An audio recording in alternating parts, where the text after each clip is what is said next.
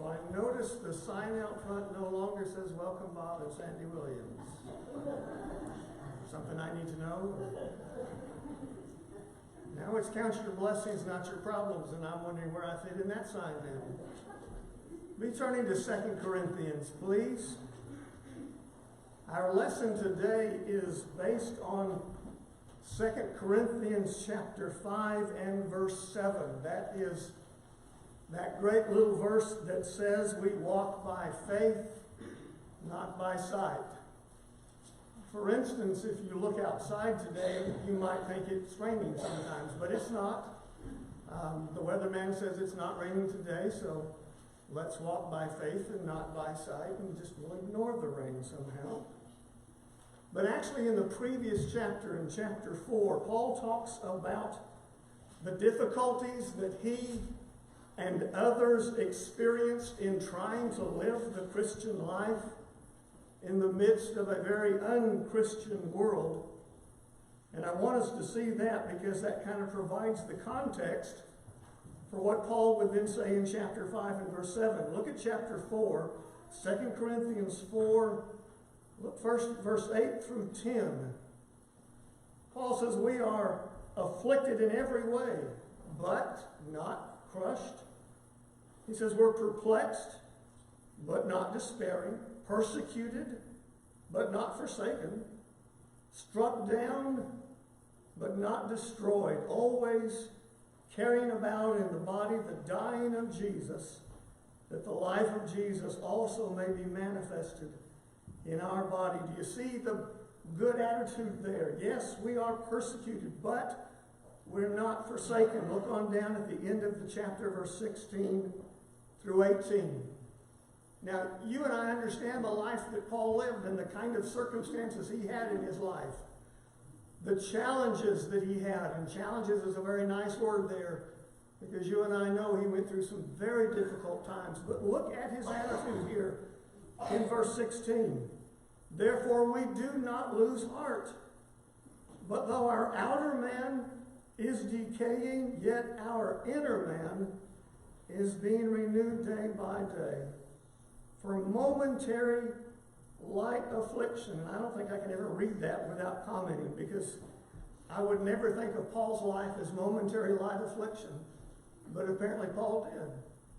Paul chose to look at the things he went through and call it momentary light affliction. He says it's producing for us an eternal weight of glory far beyond all comparison, while we look not at the things which are seen, but at the things which are not seen. For the things which are seen are temporal, but the things which are not seen are eternal. It is in that context that Paul said in chapter 5 and verse 7, we walk by faith and not by sight.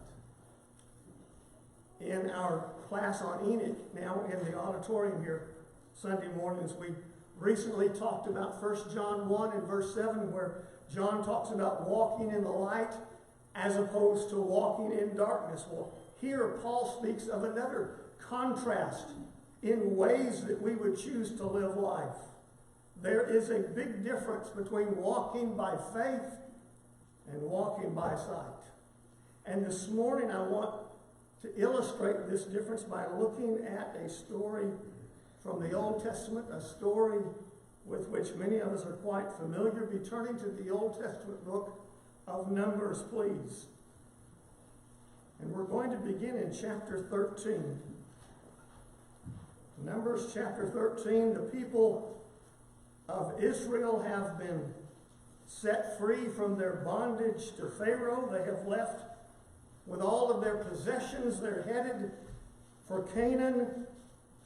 We look at chapter 13. I briefly referred to this passage in a lesson recently on choosing your attitude. Look first at verse 1 through 3, chapter 13. Verse 1, the Lord said to Moses, saying, send out for yourself men, so that they may spy out the land of Canaan, which I am going to give to the sons of Israel. Remember that phrase, which I am going to give to the sons of Israel. You shall send a man from each of their fathers' tribes, every one a leader among them. Verse 3 says, So Moses sent them from the wilderness of Paran at the command of the Lord, all of them men who were heads of the sons of Israel. Look down to verse 17. When Moses sent them to spy out the land of Canaan, he said to them, Go up there into the Negev, then go up into the hill country, and see what the land is like, and whether the people who live in it are strong or weak, whether they are few or many. And how is the land in which they live? Is it good or bad? And how are the cities in which they live? Are they like open camps or with fortifications? And how is the land? Is it fat or lean? Are there trees in it or not? Make an effort then to get some of the fruit of the land. And it says now the time was the time of the first ripe grapes. And so they went, and you go down to verse 25, they come back. When they returned from spying out the land at the end of 40 days, they proceeded to come to Moses and Aaron and to all the congregation of the sons of Israel in the wilderness of Paran at Kadesh, and they brought back word to them and to all the congregation and showed them the fruit of the land. Verse 27, Thus they told him and said, We went into the land where you sent us, and it certainly does flow with milk and honey, and this is its fruit. Yes, it is a wonderful place. Nevertheless, that's how verse 28 starts. Nevertheless, the people who live on the land are strong, and the cities are fortified and very large. And moreover, we saw the descendants of Anak there. Amalek is living in the land of the Negev, and the Hittites and the Jebusites and the Amorites are living in the hill country, and the Canaanites are living by the sea and by the side of the Jordan. In verse 30, Caleb tries to interrupt. He tries to quiet the people. He said, We should by all means go up and take possession of it, for we shall surely overcome it. But that's not what everybody listened to. And you go right back to verse 31. The men who had gone up with him said, We are not able to go up against the people, for they are too strong for us.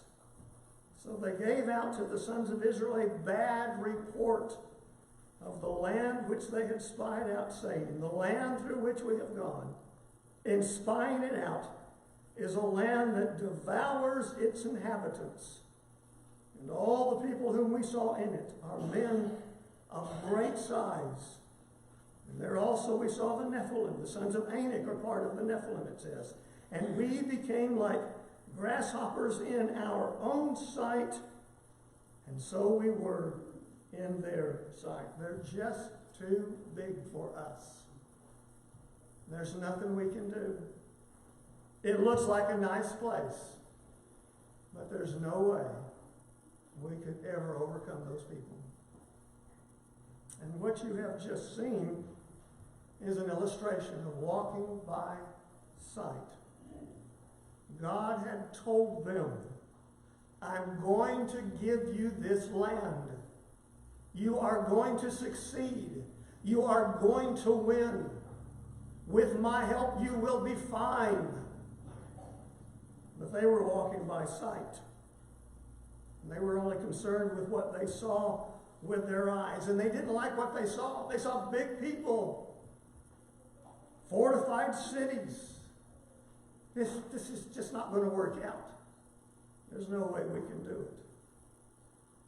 They were only concerned with what they saw. Look at chapter 14. Unfortunately, all the congregation chose to listen to those negative spies. They too were content to walk by sight. Chapter 14, verse 1, Then all the congregation lifted up their voices and cried, and the people wept that night. And all the sons of Israel grumbled against Moses and Aaron. And the whole congregation said to them, would that we had died in the land of Egypt, or would that we had died in this wilderness. And why is the Lord bringing us into this land to fall by the sword? Our wives and our little ones will become plunder. Would it not be better for us to return to Egypt? One of the problems that comes with walking by sight is the tendency for your brain to go to sleep at times. These folks had forgotten what Egypt had really been like. All of a sudden, Egypt was this wonderful place. It was so good when we were there. We had plenty to eat. It was wonderful. We should have just stayed there. Why did God make us leave there? They've lost all faith in God, haven't they? Now they're walking and living by sight, and that is not a happy way to live. It's not at all. Is there any chance that we could be like that sometimes? Is it possible sometimes we too walk by sight? Sadly, what we see here in these people of Israel is what we see in a lot of people in the world still today. And we do live in a world with plenty of turmoil, problems, difficulties. Things don't always go just the way we'd like them to go. Am I right? We have hard times at times. And why does that happen? Well, sometimes we suffer and go through hard times because we've chosen to follow after Christ. And we live in a world where there's a whole lot of folks who don't. And so we will be at conflict with folks a lot of times if we're going to stand up and do what is right. So sometimes, yeah, we're going to have some challenges because of that. Sometimes we're going to have challenges because we live in a natural world with natural laws. And sometimes the most wonderful people will get sick. And sometimes bad things happen because we just happen to live in a world where those kinds of things happen. And sometimes there are some very difficult circumstances, and that can bring turmoil to our lives. And sometimes we are filled with turmoil because we choose to walk by sight. We look around and we see some scary things, and we choose to walk by sight. And so we become filled with turmoil. If we're going to live by sight, as a lot of people are, we're going to see a lot of things that could bring us to despair. And our lives will indeed be filled with fear and worry if we focus our attention on all the negative aspects of life here on earth. If we always see the negative, if we tend to view every situation as an obstacle that's probably too big to overcome, if we do that, we're walking by sight. That's what the people of Israel were doing. But I don't want to be like that, do you? I don't want to be like the majority of people today. I don't want to be like the majority of the people of Israel who were walking by sight and thus were filled with despair. I want to be like the two people in the story who walked by faith and not by sight. I want to be like Joshua and Caleb. Look further here in Numbers 14. Joshua and Caleb had heard the negative report. They heard those who brought back that bad report because they were walking by sight. But look at the reaction of Joshua and Caleb, starting in verse 6. And Joshua, the son of Nun, and Caleb, the son of Jephunneh, of those who had spied out the land. In other words, they went too. They saw everything. It says they tore their clothes, which is something they would do in great distress. They were so upset over what was happening here. Verse 7, they spoke to all the congregation of the sons of Israel, saying, The land which we passed through to spy out is an exceedingly good land. And if the Lord is pleased with us, then he will bring us into this land and give it to us, a land which flows with milk and honey. Verse 9 only, do not rebel against the Lord. Do not fear the people of the land, for they shall be our prey. Their protection has been removed from them, and the Lord is with us. Do not fear them. Isn't that great? Don't you love that? It's amazing. They saw the same thing that everybody else saw. They saw with their own eyes the same giants who lived in the land of Canaan, but they were walking by faith. They believed in the promises of God, and they were going to gladly go wherever he would have them to go. And I ask again, don't you just love that kind of attitude? Don't you love that kind of faith? That's the kind of attitude and faith that all the people of Israel should have had. But it wasn't. In fact, look here at verse 10. It says, all the congregation said to stone Joshua and Caleb with stones. All the people were determined not to walk by faith. They were determined to keep walking by sight. I don't want to be like them. Do you? I want to be like Joshua and Caleb. I want to walk by faith, not by sight. Hebrews chapter 13, verse 5 and 6. A couple of verses here that I dearly love. Hebrews 13, 5 and 6. God himself has said, I will never desert you, nor will I ever forsake you, so that we can confidently say, the Lord is my helper. I will not be afraid. What shall man do to me?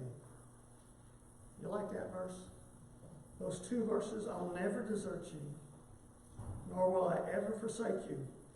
And because God has said that, and if we're going to walk by faith and believe what he says, then we can say, the Lord is my helper. I will not be afraid. Even if I do see some scary things sometimes. Even if I do encounter some circumstances that could indeed bring about some fear and worry, but I'm walking by faith. You see, we really do have nothing to fear when we walk by faith with the Lord. Before we close, I want to look at two more passages, both in the book of Joshua. If you turn with me over there. First of all, to Joshua chapter 14. Two more passages that one more time talk about Caleb and then Joshua. And again, we need to be like them. To walk by faith is so much better than to walk by sight. Look here at Caleb and Joshua 14, down in verse 7. This is Caleb speaking. He says, I was 40 years old. This is later, you know. He's looking back. I was 40 years old when Moses, the servant of the Lord, sent me from Kadesh Barnea to spy out the land. And I brought word back to him as it was in my heart. Nevertheless, my brethren who went up with me made the heart of the people melt with fear. But I followed the Lord my God fully. So Moses swore on that day, saying, surely the land on which your foot has trodden shall be an inheritance to you and to your children forever, because you have followed the Lord my God fully. Verse 10. And now behold, the Lord has let me live, just as he spoke these 45 years, from the time that the Lord spoke this word to Moses, when Israel walked in the wilderness. And now behold, I am 85 years old today. Look at what he says. I am still as strong today as I was in the day Moses sent me. As my strength was then, so my strength is now, for war and for going out and coming in. Now then, give me this hill country about which the Lord spoke on that day. For you've heard on that day that Anakim were there, with great fortified cities. Perhaps the Lord will be with me, and I shall drive them out, as the Lord has spoken. Don't you love that? I like verse 11. I'm still as strong today as I was in the day Moses sent me. As my strength was then, so my strength is now. I remember I thought of that verse one time when I looked at a fence and thought, I'm sure I can just jump right over that. I've always been able to do that. I won't tell you how the story ended, but it didn't work out real well. Caleb said, I can still do whatever because God's with me. With God on my side, it doesn't matter what I might face. I can still be victorious. This was a man walking by faith and not by sight. And then go to the end of Joshua chapter 24, that very well-known verse, Joshua 24 and verse 15, where Joshua now is speaking. And the words he said in this verse have become quite well-known and famous, and appropriately so. Because he faces all the rest of these folks. A lot of those folks who way back then mourned and complained and said, we can't do it, because they were walking by sight. But would you see what Joshua says to them here? Verse 15, if it is disagreeable in your sight to serve the Lord, choose for yourselves today whom you will serve. Whether the gods which your fathers served, which were beyond the river, or the gods of the Amorites in whose land you are living. But as for me and my house, we will serve the Lord. There was a time back before this, he was surrounded by a whole lot of folks who were determined to walk by sight, who had no faith in God, but he was determined still to believe in what God said. God said, I'm giving you this land, and they believed it. Joshua and Caleb said, well, let's go. And Joshua's still here as he comes close to the end of his life, looks out and he says, I don't know what y'all are going to do, but I know what I'm going to do. I know what my family's going to do. No matter what anybody else does, we're going to serve the Lord. We're going to walk by faith. This morning I ask you if you're doing that. If you're walking by sight, don't be surprised if your life is indeed filled with fear and worry. Because there's a lot of stuff out there that can scare you. There are a lot of challenges out there in the world. But if you're walking by faith, that means that your life is going to be filled with God. It's going to be focused on spiritual things and the abundance of spiritual blessings that you have from God. And this morning I urge you, don't be like the majority of Israel. Don't be like a whole lot of people are still today. Be like Joshua and Caleb and walk by faith and live by faith with the Lord. And if you'll do that,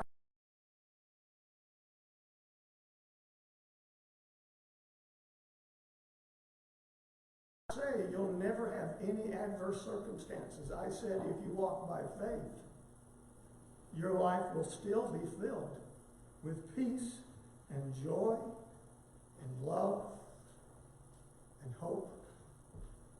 Doesn't that sound like the kind of life you want? That's the life you can have if you walk by faith. Have you put your trust in the Lord this morning? Are you living by faith? We're going to sing one of my favorite invitation songs again, Trust and Obey. Because indeed there is no better way for you to live your life than to live by faith. Trust and obey. For there is no other way to be happy in Jesus but to trust and obey. If you need to respond and come to the Lord this morning, won't you do so?